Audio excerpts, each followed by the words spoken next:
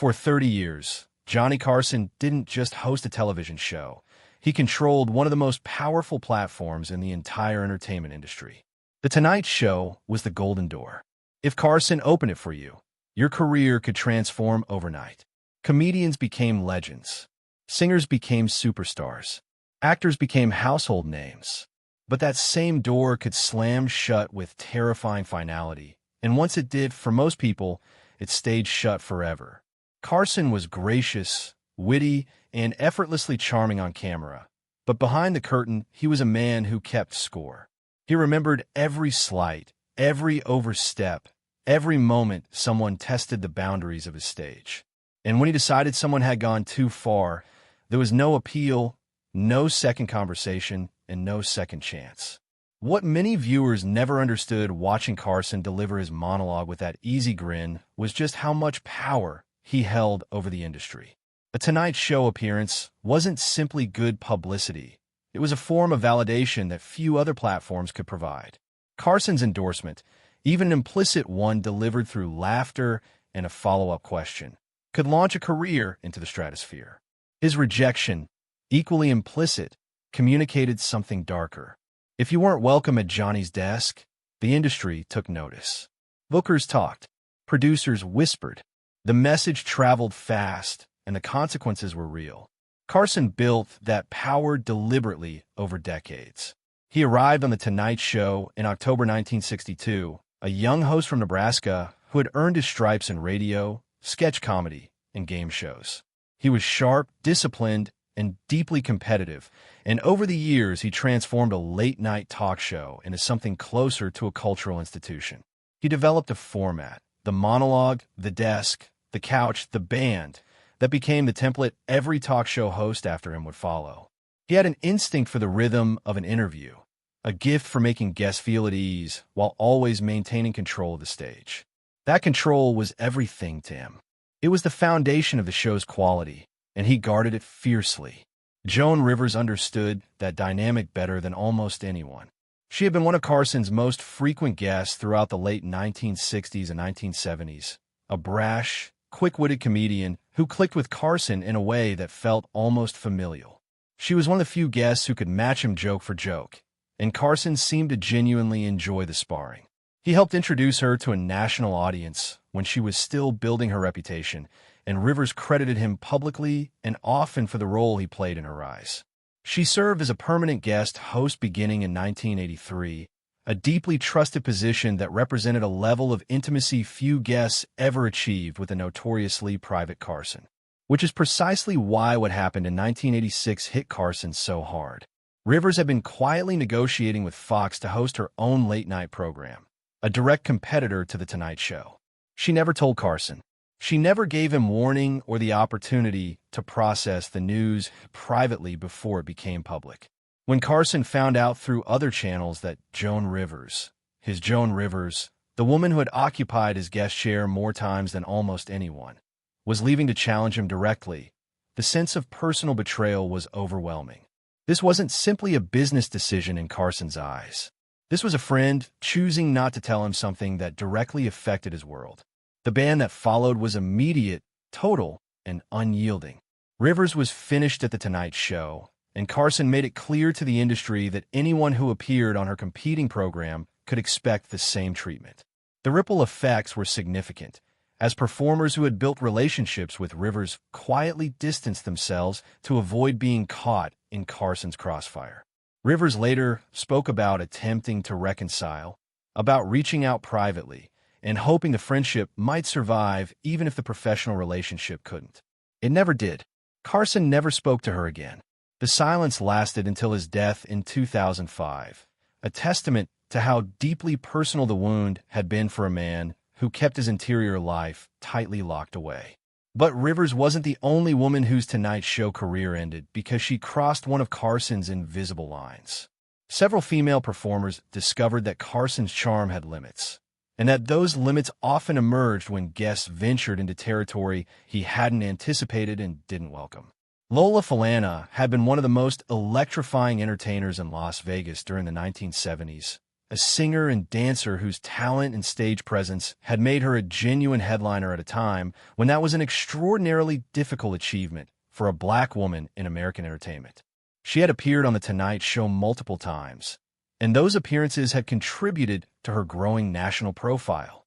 But during one visit, the conversation shifted toward race and the discrimination she had navigated throughout her career.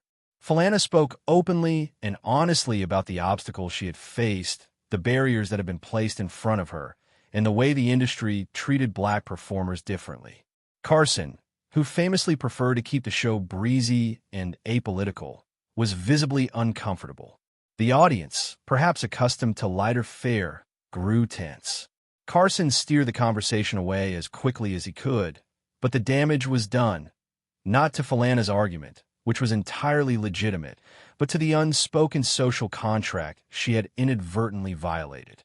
She had used Carson's platform to say something real and uncomfortable, and in doing so, she had disrupted the carefully maintained atmosphere that Carson considered the show's core product. The invitations stopped coming.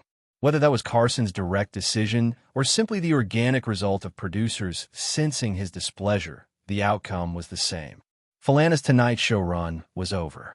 There is something worth examining in that particular story, something that extends beyond the specific circumstances. Carson's Tonight Show operated according to a certain vision of what entertainment was supposed to be, and that vision had boundaries. It was designed to be a safe harbor, a place where Americans could unwind at the end of the day and enjoy pleasant, lively conversation without being challenged. Carson was a maestro at creating that atmosphere, at keeping even difficult guests comfortable and even thorny conversations light. When a guest stepped outside that framework, Carson didn't engage. He retreated, and the guest paid the price. This wasn't cruelty exactly. It was a form of editorial control. But the effect on careers could be devastating, and the guests who paid the highest price were often those who had simply tried to be honest about their experience. Dana Carvey arrived at his band through a different route. Not honesty exactly, but impersonation. Carvey had made a name for himself on Saturday Night Live with an uncanny ability to inhabit other people's voices and mannerisms, and one of his most celebrated targets was Carson himself. The impression was sharply observed and genuinely funny, capturing Carson's cadences and gestures with a precision that delighted audiences. When it aired on Saturday Night Live in a sketch called Carsenio, which imagined Carson reinventing himself as a hip young host to compete with Arsenio Hall, the result was both hilarious and slightly uncharitable. It portrayed Carson as an aging figure desperate to stay relevant, clinging to a world that had moved on without him. Carson, who had already announced his retirement and was keenly aware that late-night television was evolving, did not find this amusing. He was a man who had defined the talk show form for 3 decades, and the suggestion that he was out of touch, delivered in his own voice and gestures, cut deeper than a straightforward critique might have. When Carvey appeared on The Tonight Show and performed the impression directly to Carson's face, the move required either tremendous courage or an alarming misreading of the room. The response was silence, polite enough on air but cold and final behind the scenes. Carvey was not invited back, not even to promote Wayne's World, one of the biggest comedy films of 1992. The timing was notable.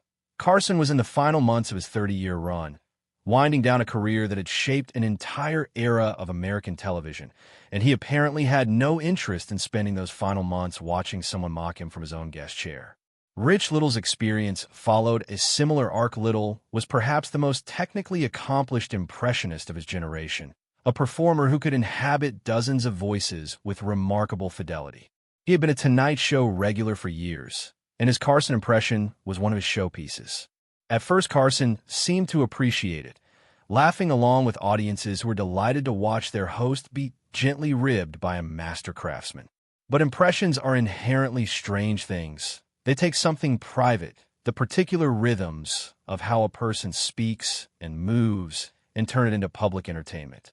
Carson grew less comfortable with Little's version of himself over time, perhaps because the impression was too accurate, too revealing of the specific habits and tics that Carson deployed to maintain his persona. By the early 1980s, Little found that his bookings had quietly dried up. The official explanation was that his act had grown stale, but Little maintained for years that the Carson impression had been the real issue. The distinction may not matter much. The result was the same, a disappearance from the most important platform in American entertainment. What strikes you when you trace these stories is the pattern underneath them. Carson's bans weren't random or arbitrary. They followed a consistent internal logic, one organized around his sense of who controlled the stage. Rivers had tried to build a competing stage.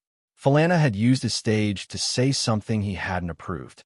Carvey and Little had turned his own image into material without his permission. Each of these people had, in different ways, stepped outside the role Carson had implicitly assigned them as guests, and each of them had paid the price. Carson's producing instincts were brilliant, but they were also deeply proprietary. The Tonight Show was his creation, maintained according to his vision, and he took interference with that vision, personally regardless of the intent behind it. This was what made him extraordinary at his job. That level of ownership, that fierce commitment to the show's quality and character, and it was also what made him a complicated figure in the lives of people who ran afoul of him. It is worth noting that Carson's off-camera life was rarely as composed as his television persona suggested. He struggled with alcohol at various points in his career, a habit that darkened his private relationships considerably. His marriages were troubled, marked by infidelity and volatility, and his relationships with his children were often strained. The man who made America laugh for 30 years was carrying a significant amount of personal turmoil beneath the surface.